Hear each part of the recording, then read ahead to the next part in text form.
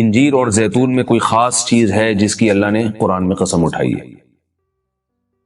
اللہ تعالیٰ کی عادت ہے کہ کبھی بھی اپنے پیغمبروں کی خوراک وہ چیز نہیں بناتے جو صحت کے لیے نقصان دہ ہو، اور قرآن میں ایسی چیز کا تذکرہ نہیں کرتے بطور نعمت کے جو صحت کے لیے نقصان دہ ہو۔ تو اس یقیناً انجیر اور زیتون میں کوئی اضافی چیزیں ہیں کہ اللہ نے قرآن میں انار کا بھی ذکر کیا، اللہ نے انگور کا بھی ذکر کیا، مگر میرے علم میں ایسی کوئی آیت نہیں جس میں انار یا انگور کی قسم اٹھائی ہو۔ یہ بھی یقیناً بہت بہترین پھل ہے، لیکن انجیر اور زیتون کی اللہ قسم اٹھا رہے ہیں کہ یہ گواہ ہے کہ انسان بہت بہترین ہے۔ تو اس سے ایک تو پتہ یہ چلتا ہے کہ ہمیں انجیر اور زیتون کو اپنی خوراک میں شامل کرنا چاہیے۔ آج کل کیا کھایا جا رہا ہے؟ چائے پی جا رہی ہے، گٹکے کھا رہے ہیں لوگ، پان کھا رہے ہیں، الٹی الٹی چیزیں، بازار سے بنی ہوئی چیزیں، دودھ پیک خرید کے پی رہے ہیں جس کے دودھ ہونے پہ ہی شبہ ہے کہ پتہ نہیں یہ دودھ ہے بھی یا نہیں، اور ایک سوچی سمجھی سازش کے تحت بازاری چیزوں کو پروموٹ کیا جا رہا ہے، اس پہ اشتہار بازی پہ خرچہ کیا جا رہا ہے، ڈاکٹروں کو باقاعدہ خریدا جاتا ہے اور وہ جعلی چیزوں کے فضائل لوگوں کو سناتے ہیں۔ لوگ یہ سمجھتے ہیں کہ ڈاکٹروں میں دو نمبری ہو ہی نہیں سکتی، یہ غلط ہے۔ بہت سارے ڈاکٹر لوگوں کو بہت ساری غلط چیزوں پہ لگا رہے ہیں۔ تو یہ بازار کی چیزوں سے آپ اجتناب کریں، اور وہ چیزیں جو اللہ نے انسان کی خوراک کا حصہ نہیں رکھی ہیں، سگریٹ اللہ نے انسان کے پینے کے لیے پیدا نہیں کی ہے، ہیروئن، چرس، یہ سب نشے کی چیزیں ہیں جو ہمارے مذہب میں ویسے ہی حرام ہیں، تو ان سے اجتناب کرنا چاہیے۔ انجیر اور زیتون کے کیا فضائل ہیں؟ میڈیکل سائنس نے ثابت کیا ہے، اور حکیم جو ہیں، ماہر حکیم ہیں، طبیب ہیں، وہ بھی بتاتے ہیں کہ یہ دو ایسی چیزیں جو انتہائی طاقتور ہیں، لیکن ان میں کمال یہ ہے کہ یہ آپ کے جسم میں چربی نہیں پیدا کرتی اگر اعتدال سے ان کا استعمال کیا جائے۔ ہم دیکھتے ہیں کہ جب بھی کوئی چیز بہت زیادہ انرجی دیتی ہے ہمیں، تو ساتھ ساتھ ایک اس کے ساتھ مصیبت یہ ہوتی ہے کہ وہ موٹاپا بھی لاتی ہے، وہ چربی بھی بڑھاتی ہے، وزن بھی بڑھاتی ہے۔ لیکن انجیر بہت طاقتور چیز ہے، نہ صرف یہ کہ آپ کے جسم میں چربی بڑھاتی نہیں ہے بلکہ چربی کو ختم کرتی ہے، کولیسٹرول لیول آپ کا گراتی ہے۔ یہ زیتون میں بھی ایسا ہی ہے کہ زیتون آپ کی صحت کے لیے انتہائی مفید اور بہت طاقتور ہے، اور کولیسٹرول لیول آپ کا کم کرتا ہے، لیکن یہ ضروری ہے کہ اعتدال سے ہو۔ اگر آپ بہت زیادہ کھانا شروع کر دیں گے تو پھر زیتون بھی چربی پیدا کرتا ہے۔ ظاہر ہے اعتدال تو ہر چیز میں ضروری ہے۔ اور کچھ چیزیں ایسی ہیں انجیر اور زیتون میں جو میڈیکل سائنس کہتی ہے کہ انجیر پیٹ کے کیڑوں کو ختم کرتی ہے، انجیر قبض کو ختم کرتی ہے۔ قبض کا سب سے بہترین علاج ہی انجیر ہے۔ لوگ اس طرف توجہ نہیں دیتے، دوائیں کھاتے ہیں، ایلوپیتھک دوائیں کھاتے ہیں، اس کے سائیڈ ایفیکٹ بہت سارے ہوتے ہیں۔ تو اگر ہم اپنی خوراک میں روزانہ کچھ نہ کچھ انجیر کا استعمال رکھیں تو بہت ساری بیماریوں سے انشاءاللہ ہماری حفاظت ہو جائے گی۔ انجیر میں خاص بات یہ بھی ہے کہ یہ خون پیدا کرتی ہے، سالے خون جسم میں بناتی ہے، لیکن انجیر کے استعمال کا طریقہ یہ ہے کہ اس کو بہت زیادہ چبا کے کھانا چاہیے اچھی طرح۔ زیتون میں بھی اللہ نے بہت کچھ رکھا ہے۔ قرآن مجید میں اللہ تعالیٰ نے زیتون کی الگ سے بھی فضیلت بیان کی ہے۔ فرمایا کہ اللہ نے اپنے نور کی مثال دی ہے قرآن میں، اللہ نور السماوات والارض مثل نورہ کمشکات فیہا مصباح المصباح فی زجاجہ الزجاجۃ کأنہا کوکب دری یوقد من شجرۃ مبارکۃ زیتونۃ لا شرقیۃ ولا غربیہ۔ اللہ نے فرمایا کہ میری مثال اس نور کی ہے، یعنی ہدایت کی ہے، کہ جیسے کسی اندھیرے میں کوئی چراغ رکھا ہو۔ اب اس چراغ میں اللہ نے مثال کس دی ہے؟ یعنی زیتون کی دی ہے، کہ وہ چراغ جس کو زیتون کے تیل سے جلایا جا رہا ہو، یعنی ایسے تیل سے جو مبارک درخت سے نکالا گیا ہو۔ تو اللہ نے وہاں بھی قرآن مجید میں سورہ نور میں بھی زیتون کے درخت کو اللہ نے مبارک درخت کہا ہے۔ ایک اور مقام پہ قرآن مجید نے زیتون کی تعریف کی ہے، فرمایا کہ وَشَجَرَةً تَخْرُجُ مِن طُورِ سَيْنَاءَ تَنبُتُ بِالدُّهْنِ وَالصِّبْغِ لِلْآكِلِينَ۔ اللہ وہ ذات ہے جس نے ایسا درخت پیدا کیا جو طور سینا میں پیدا ہوتا ہے، یعنی کوہ طور میں پیدا ہوتا ہے وہ درخت، اور تنبت بالدہن جو تیل لے کر پیدا ہوتا ہے، اور صبغ للآکلین کھانے والوں کے لیے سالن کا کام دیتا ہے، یعنی لوگ روٹی اس تیل سے لگا کے کھاتے ہیں، سالن کا کام دیتا ہے وہ۔ تو اب یہاں مناسبت دیکھیں کہ اللہ نے زیتون کا اس آیت میں ذکر کیا اور ساتھ ساتھ بتایا کہ یہ وہ زیتون ہے جو کوہ طور پہ پیدا ہوتا ہے، اور کوہ طور ویسے ہی ایک ایسی جگہ ہے جہاں اللہ نے لوگوں کی ہدایت کے لیے وحی کو نازل کیا۔ تو پتہ یہ چلا کہ زیتون میں جہاں جسمانی فوائد ہیں وہاں کچھ روحانی فوائد بھی ہیں، کیونکہ اللہ نے اس کو مقدس جگہ پہ پیدا کیا ہے، اور وہاں کا تذکرہ اللہ نے کوہ طور کا تذکرہ اس کے ساتھ ساتھ کیا ہے۔ اور اس آیت میں بھی ایسا ہی ہے، جہاں اللہ نے زیتون کا ذکر کیا آگے فوراً وطور سینا کوہ طور کی اللہ نے قسم اٹھائی ہے. تو اس سے پتہ چلتا ہے کہ زیتون میں جہاں جسمانی فوائد ہیں کچھ روحانی فوائد بھی ہیں. روحانی کا مطلب یہ کہ اس کے کھانے سے عین ممکن ہے کہ آپ کی کچھ روحانی ترقی بھی ہو, شاید اللہ کی محبت میں اضافہ ہو, گناہوں سے نفرت پیدا ہو, یا اس کے سے جسم میں کوئی ایسی تبدیلی آتی. میں کوئی یقینی بات نہیں کر رہا, لیکن قرآن میں اس طرف اشارہ ملتا ہے. اس سے ہمیں کیا پتہ چلتا ہے کہ یہ جو ہم مختلف قسم کے کوکنگ آئل استعمال کر رہے ہیں ان سے آہستہ آہستہ اپنی جان چھڑانی چاہیے اور نیچرل چیزوں پہ آنا چاہیے. ایک آپ کو میں ایک تحقیق یہ بھی بتاتا ہوں کہ میڈیکل سائنس یہ کہتی ہے کہ یہ جو کولیسٹرول ہے نا اور یہ چربی ہے یہ دیسی گھی سے نہیں پیدا ہوتی. یہ ہم جو آرٹیفیشل آئل استعمال کر رہے ہیں جن میں پتہ نہیں کیا کیا ملایا جاتا ہے, اس سے نقصان ہوتا ہے, جبکہ لوگ دیسی گھی سے اجتناب کرتے ہیں. اگرچہ بھی میرا موضوع دیسی گھی نہیں ہے, میں صرف یہ بتانے کے لیے کہ جو قدرتی چیزیں ہیں وہ آپ کی صحت کے لیے نقصان دہ نہیں ہیں. آپ کھانے میں اگر زیتون نہیں استعمال کر سکتے تو دیسی گھی استعمال کرنا شروع کر دیں, تو انشاءاللہ اس سے بھی جو بہت ساری بیماریاں ہارٹ کی اور بلڈ پریشر کی اور پتہ نہیں کیا کیا بیماریاں پیدا ہو رہی ہیں اس میں بھی انشاءاللہ کمی آئے گی. اور یہ بھی ہمیں اس آیت سے سبق ملتا ہے کہ آپ قرآن مجید کا معجزہ دیکھیں. ابھی چند دن پہلے کسی حکیم کے توسط سے مجھے پتا چلا, انہوں نے مجھے بتایا کہ میں نے پوچھا کہ بھئی انجیر اور زیتون, انجیر کھانے کا سب سے بہترین طریقہ کیا ہے؟ تو ان حکیم صاحب نے بتایا کہ آپ انجیر کو زیتون میں ڈبو کے استعمال کریں, یعنی انجیر کے ٹکڑے کریں اور 2-3 چمچے زیتون کپ میں ڈالیں اور اس میں انجیر کے ٹکڑے کر کے ڈبو دیں آپ اس میں, اور رات کو آپ ڈبو دیں اور صبح اس کو استعمال کر لیں, وہ زیتون بھی کھا لیں ساتھ میں. تو اس وقت میرا ذہن اس طرف نہیں گیا. آج جب میں یہ اس آیت کا درس دے رہا تھا تو مجھے خیال آیا کہ یہ تو اللہ نے خود قرآن میں دونوں کا ساتھ ذکر کیا ہے. حکیم تو آج کہہ رہے ہیں 1400 سال کے بعد کہ ان دونوں کا ملاپ بہت بہترین ہے صحت کے لیے. تو قرآن میں اللہ نے کیسے دونوں کا ساتھ ساتھ تذکرہ کیا ہے؟ تو یہ عجیب اتفاق ہے, اور بلکہ قرآن کی بلاغت ہے اور قرآن کا ایک قسم کا معجزہ ہے کہ آج بہت ساری چیزیں جن کی تحقیق ہو رہی ہیں وہ قرآن میں اللہ تعالیٰ نے ان کے اشارے پہلے سے دے دیے. انجیر اگر آپ زیتون میں ڈبو کے استعمال کرتے ہیں تو اس کے کیا فوائد ہیں؟ ایک فائدہ تو یہ ہے کہ انجیر کو چبانا آسان ہو جاتا ہے, ورنہ انجیر بہت سخت چیز ہوتی ہے, اس کا چبانا آپ کے لیے مشکل ہے. جب آپ اس کو زیتون میں ڈبو دیں گے, آپ صبح جب کھائیں گے تو آپ کو پتہ چلے گا کہ وہ نرم ہو گئی ہے, اس کا کھانا آسان ہے. اور دوسرا فائدہ یہ کہ اس سے زیتون کا کھانا بھی آسان ہو جاتا ہے. آپ اگر زیتون ویسے ہی چمچہ بھر کے پیئیں گے تو جو لوگ زیتون کے عادی نہیں ہیں ان کے لیے مشکل ہے اس طرح سے پینا, وہ ٹیسٹ گین ہوتے ہوتے کافی ٹائم لگتا ہے. جب آپ انجیر کو زیتون میں ڈبو دیں گے تو کیا ہوگا کہ وہ کافی حد تک تیل جو ہے وہ انجیر اس کا جذب کر لے گا. پھر جب آپ استعمال کریں گے تو وہ تیل کا استعمال بھی ہوگا, مگر وہ تیل کی ایک خاص قسم کی جو ایک مہک ہوتی ہے جس سے بعض لوگ جس کو پسند نہیں کرتے, تو اس مہک سے بھی آپ کی جان چھوٹ جائے گی اور آپ وہ آسانی سے کھا سکیں گے. دوسرا فائدہ اس کا یہ ہوتا ہے کہ یہ جو کمبینیشن ہے انجیر اور زیتون کا, کچھ فائدے انجیر میں ہیں جو زیتون میں نہیں, کچھ فائدے زیتون میں ہیں جو انجیر میں نہیں. تو یہ کمبینیشن ایسا ہوتا ہے کہ آپ کو ایک صحت کے لیے ایک بہترین ٹونک مل جاتا ہے, کولیسٹرول لیول آپ کا کم ہو جاتا ہے, قبض آپ کا ختم ہو جاتا ہے. یعنی اطباء یہ کہتے ہیں کہ یہ 2 آتشہ بن جاتا ہے, یعنی انجیر کا فائدہ بھی ڈبل ہو جاتا ہے اور زیتون کا فائدہ بھی اس سے ڈبل ہو جاتا ہے. تو جب اللہ نے قرآن مجید میں ایک چیز کا بہت اہتمام سے تذکرہ کیا ہے تو ہمیں اس کو استعمال میں لانا چاہیے. میں نے عربوں کو دیکھا ہے وہ بہت زیادہ انجیر اور زیتون کا استعمال کرتے ہیں, مگر ہمارے ہاں صبح صبح لوگ جیم کا استعمال کر لیں گے, شہد نہیں استعمال کرتے, اور بچوں کو ٹافیاں کھلا دیں گے, انجیر نہیں کھلائیں گے کبھی بھی. میں اپنے والد صاحب کو دیکھتا تھا, وہ ہمیں انجیر لا کے دیا کرتے تھے, ہم کھاتے تھے اس کو شوق سے, والد صاحب خود بھی استعمال کرتے تھے.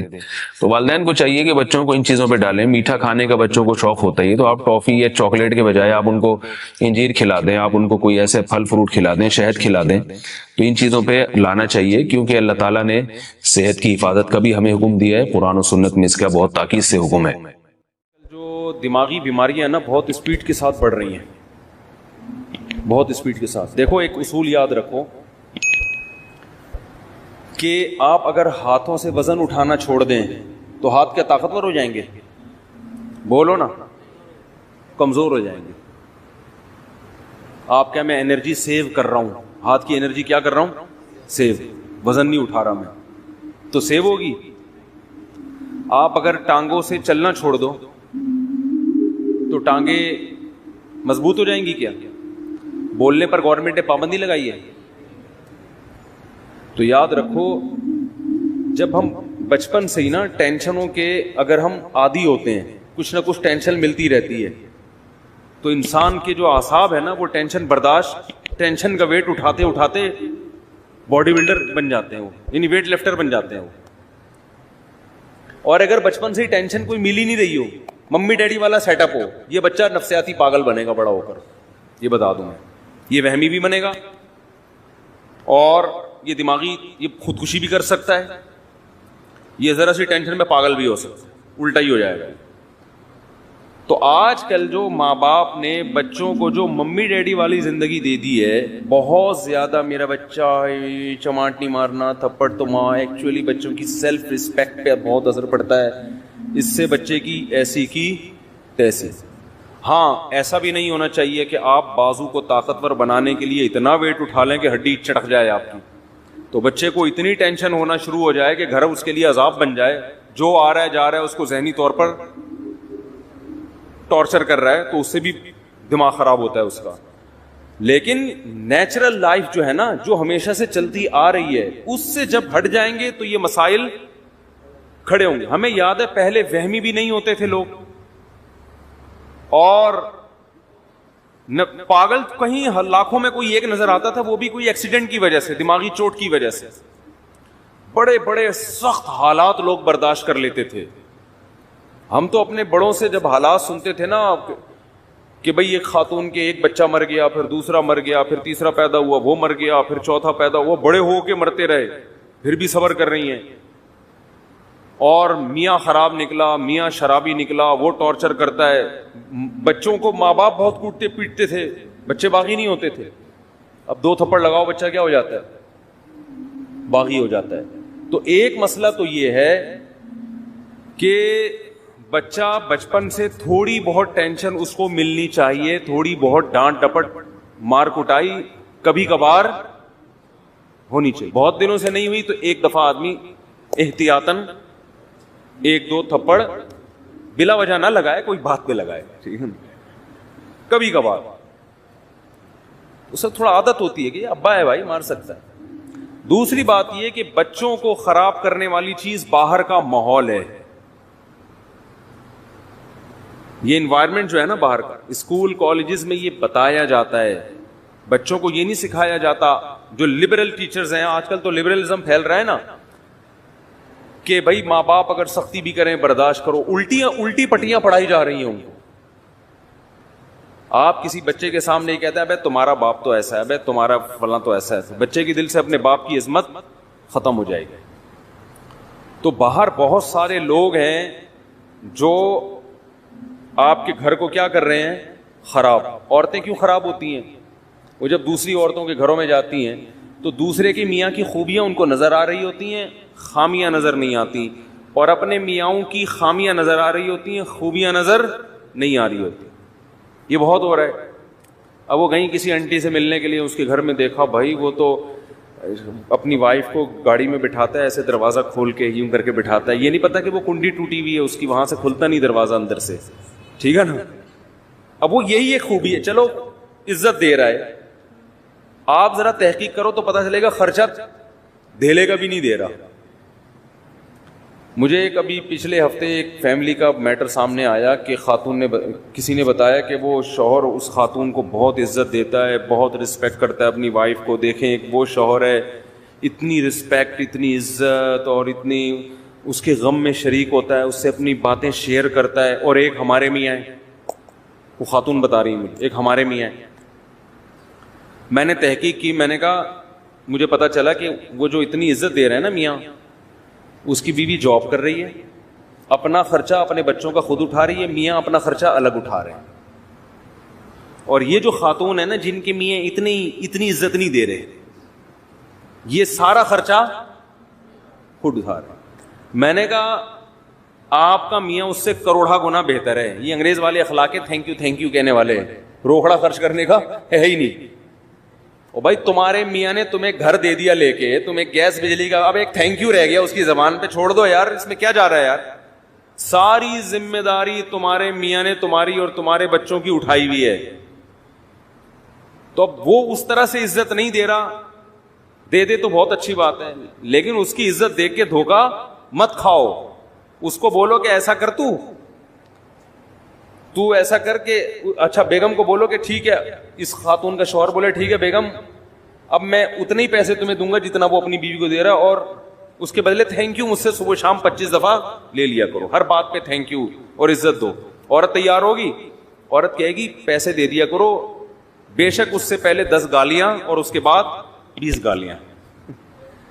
اگر آپ کا سیٹ آپ کو 25-30 گالیوں کے بعد 50,000 روپے دے, آدمی کہتا ہے 25 اور دے دے لیکن پیسے دے دے. قربانی تو یہ ہے نا, بہت مشکل ہے, بہت مشکل. اسی طرح بہت سے والدین اپنی اولاد پہ خرچ کر رہے ہیں, خون پسینہ بہا کے, رکشے چلا کے, ٹھیلے لگا کے اپنے بیٹے کو کھلا رہا ہے. بیٹا 1-2 تھپڑ سے بدگمان ہو جاتا ہے کہ میرا باپ مجھے مارتا ہے, میرا باپ مجھ سے کٹائی کی تھی. بہت بے شرمی کی بات ہے, وہ تیرا باپ تیرے لیے کما رہا ہے, خون پسینہ بہا کے تیری روٹی کا انتظام کر رہا ہے, عزت کے ساتھ تجھے گھر میں بٹھایا ہوا ہے. تو کسی کے بھی احسانات دیکھے جاتے ہیں, احسانات کا حجم زیادہ ہے تو یہ چند چیزیں اگنور کی جاتی ہیں, ورنہ تو پھر انگریز ہم سے بہت اچھے ہیں, ایک دھیلا بھی خرچ نہیں کرتے, نہ اپنی اولاد پہ نہ اپنی بیوی پہ. بات کا اسٹائل دیکھو انگریزوں کے, یہ گالیاں ہیں جو ہمارے یہاں چل رہی ہیں انگلش میں ہوں گی, اتنی بری لگتی نہیں ہے وہ انگلش میں, ٹھیک ہے نا, لیکن کوئی ذمہ داری اٹھانے کے لیے تیار ہے ہی نہیں. ہمارے ایک دوست امریکہ میں, انہوں نے کہا کہ یہاں کسی گوری سے, کم عمر لڑکی سے اگر کوئی انگریز کہہ دے نا میں تم سے شادی کرنا چاہتا ہوں, خوشی سے بے ہوش ہو جائے گی. کیوں؟ اس کو پتا ہے کوئی شادی نہیں کرتا, سب گرل فرینڈ بنا کے مزے اڑائیں گے بس.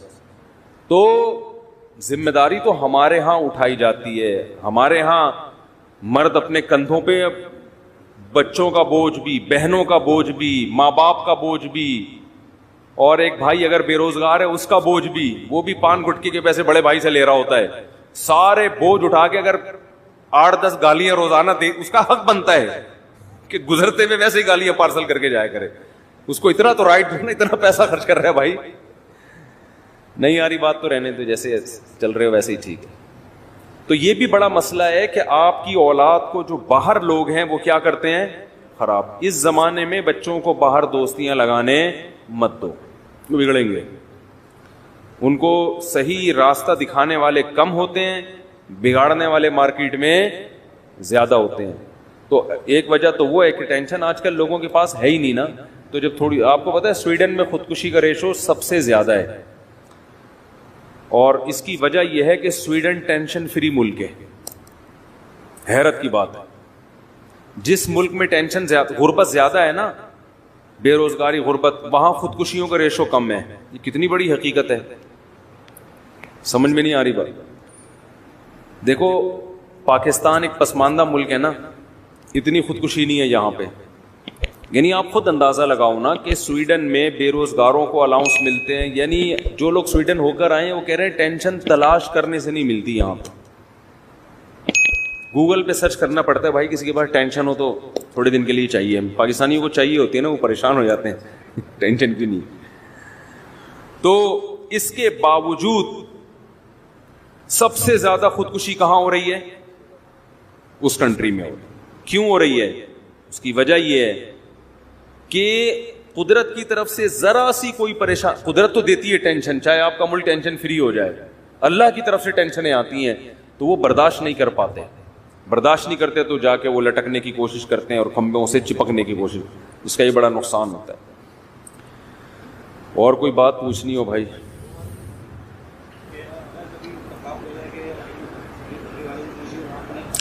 دیکھو بات کسی مسلک کی نہیں ہے, جس کا عقیدہ شرکیہ ہے اس کے پیچھے نماز جائز نہیں ہے. سمجھتے ہو؟ اسلام میں آپ جیسے کسی کو دائرہ اسلام سے نکال نہیں سکتے, زبردستی لا بھی نہیں سکتے دائرہ اسلام میں. لوگ بہت براڈ مائنڈڈ بنتے ہیں کہ ہم ہر ایک کے پیچھے نماز پڑھ لیتے ہیں, ایسا نہیں ہوتا. آپ کو جوڑ پیدا کرنے کے لیے اسلام کی جو حدود ہیں, جو باؤنڈری اسلام نے کھینچی ہے, اس باؤنڈری کے اندر رہنا پڑے گا. اور ایک بات خوب اچھی طرح سمجھ لیں, پہلی بات تو یہ ہے کہ جس کا عقیدہ شرکیہ ہو اس کے پیچھے نماز جائز نہیں ہے, چاہے اہل حدیث ہو, چاہے دیوبندی ہو, چاہے بریلوی ہو, چاہے کوئی بھی ہو.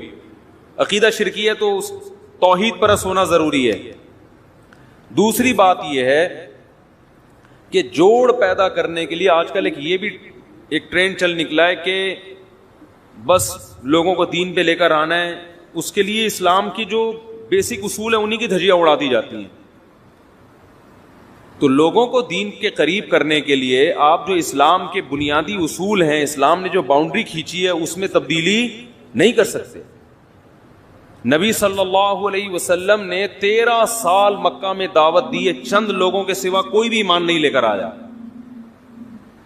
اور مشرکین کیا کہتے تھے کہ تھوڑی سی لچک پیدا کر دیں، تھوڑی سی ہماری بات مان لیں. آپ نے مصلحتاً بھی ان کی بات نہیں مانی کہ اسلام کی جو بنیادی احکام ہے نا، ان میں کمپرومائز نہیں ہوگا.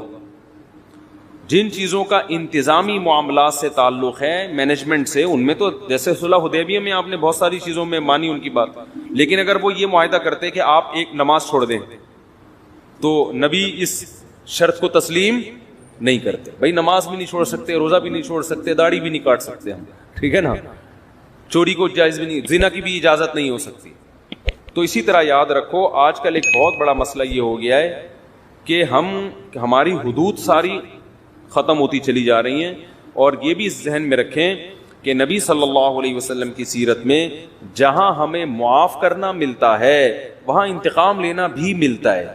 اب یہ کام ہوتا ہے کہ کون سا موقع معاف کرنے کا ہے اور کون سا موقع انتقام لینے کا ہے. بعض دفعہ انتقام لینے میں فائدہ زیادہ ہوتا ہے. علماء نے لکھا ہے، دیکھو نبی کتنے رحمت للعالمین تھے نا، کتنی رحمت تھی، لیکن خودکشی ایک شخص نے کی، نبی نے اس کا جنازہ نہیں پڑھایا. حالانکہ آپ تو رحمت للعالمین ہیں، اور اس کا جنازہ فی نفسی ہی جائز بھی ہے، تو مسلمان نہ وہ. علماء کہتے ہیں، اس حدیث کی روشنی میں علماء کہتے ہیں کہ جو خودکشی کرے گا، مسجد کا مقتدی رہبر یا کوئی بڑا عالم اس کا نماز جنازہ نہ پڑھائے، بائیکاٹ کرے. لیکن ہم کیا کر رہے ہوتے ہیں یہاں پہ، نہیں بھائی اس کی تعریفوں پہ پول باندھ رہے ہوتے ہیں. وہ جو انڈیا میں ایک لڑکی نے خودکشی کی تھی نا، بہت لوگوں نے ترس کھایا. میں نے کوئی ترس والا بیان نہیں کیا، میں نے کہا اللہ مغفرت کرے، مسلمان تھی لیکن کوئی اچھا کام نہیں کیا. یہ واجب التعزیر ہے بھائی. تم جرم بھی کر رہی ہو اور ساری دنیا کو بتا کے دریا میں چھلانگ لگا کے اور بھی لوگوں کو کہہ رہی ہو کہ سب چھلانگے مارو. یہ تو بے صبری ہے نا.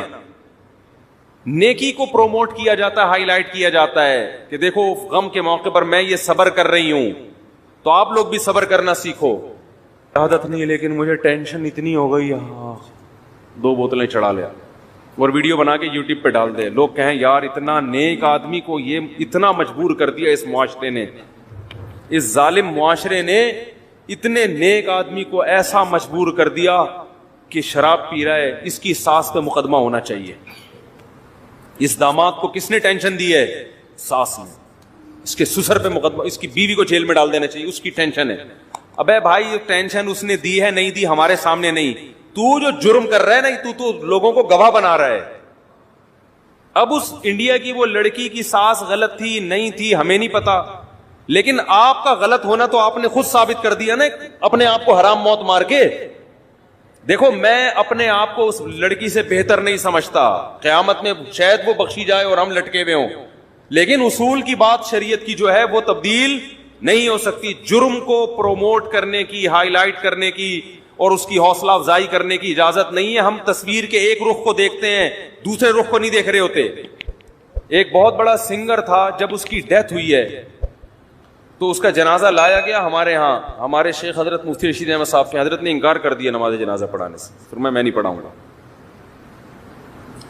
ہو سکتا ہے چھپ کے بہت دعائیں مانگی ہوں اس کے لیے، بظاہر یہی لگتا ہے اکیلے میں بہت روئے ہوں گے اللہ اس کو معاف کر دے. کھلے عام اس کا جنازہ نہیں پڑھایا تاکہ عبرت ہو. کوئی اچھی موت نہیں ہے یہ. ہاں کوئی چھپ کے جرم کر رہا ہے، اپنے جرم کو خود ہی چھپا رہا ہے، تو ہمیں بھی حکم ہے اس کو ہم چھپائیں. ایک اپنے آپ کو ایکسپوز کر دیا اس نے، وہ تو لوگوں کو ترغیب دے رہا ہے جرم کی. تو اس لیے بھائی ان چیزوں میں آج بے اعتدالی بہت ہونے لگی ہے. ہم حدود شریعت سے تجاوز کرتے ہیں. مجھے کچھ سنگر لوگ ملتے ہیں کہ ہم نے توبہ کر لی، ہم پہلے ایسے تھے، ہم یوں تھے. تو ٹھیک ہے، بیچاروں نے توبہ کی، اللہ ان کی توبہ قبول فرمائے. لیکن میں ان سے اکثر ایک بات کہتا ہوں کہ یار اپنے ماضی کو بھول جاؤ. ماضی کو ایک تصویر تو چلو کوئی اپنی محفوظ رکھ لے کہ لوگوں کو ترغیب دینے کے لیے کہ میں ایسا تھا اور ایسا ہو گیا، چلو ایک اس میں یہ مسئلہ سمجھ میں آتی ہے تاکہ دوسرے گلوکاروں کو بھی موٹیویشن ملے. ہمارے ایک دوست تھے، وہ کہیں ڈراموں میں آیا کرتے تھے، تو پھر انہوں نے توبہ کی تو انہوں نے مجھے اپنی پرانی تصویر بنائی نا, دکھائی, کیپ پہنا ہوا ہے, کالا چشمہ اور عجیب سی مونچھیں رکھی ہوئی ہیں. اور جب وہ توبہ کیا ایسا, جن کی میں نے 3 شادیاں نہیں, تیسری کروائی تھی شادی, وہ ویڈیو بھی گئی تھی. اب وہ شوبز کی دنیا چھوڑ کے شادیوں پہ سیٹ ہو گئے. شوبز کی دنیا چھوڑ کر کس پہ سیٹ ہو گئے؟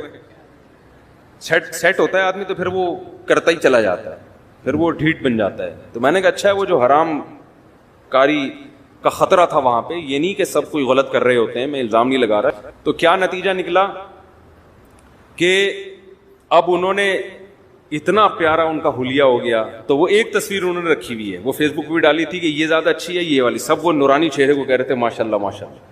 تو ایک تو چلو عبرت کے لیے ٹھیک ہے, لیکن اپنی ساری تصویریں کہ میں ایسے ناچتا تھا, میں یوں کرتا تھا, میں یوں, بھائی یہ تو آپ اپنے گناہ کو کیا کر رہے ہو.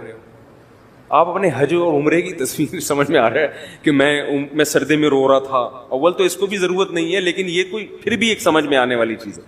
تو اپنے گناہ کی یادگاریں محفوظ رکھنا یہ اچھا کام نہیں ہے. نبی صلی اللہ علیہ وسلم نے فرمایا کہ ایمان کی مٹھاس کا حدیث کا مفہوم ہے اس وقت انسان کو محسوس ہوتی ہے جب وہ کفر کی دنیا یا گناہ کی دنیا میں جانے کو اتنا برا سمجھے جیسے آگ میں چھلانگ لگانے کو. اس کو اتنی نفرت ہو اس ماضی کی دنیا سے کہ میں نے کس گند میں میں زندگی گزار رہا تھا. پھر اس کا مطلب ہے خاندانی توبہ کی ہے اس نے. سمجھتے ہو کہ نہیں سمجھتے؟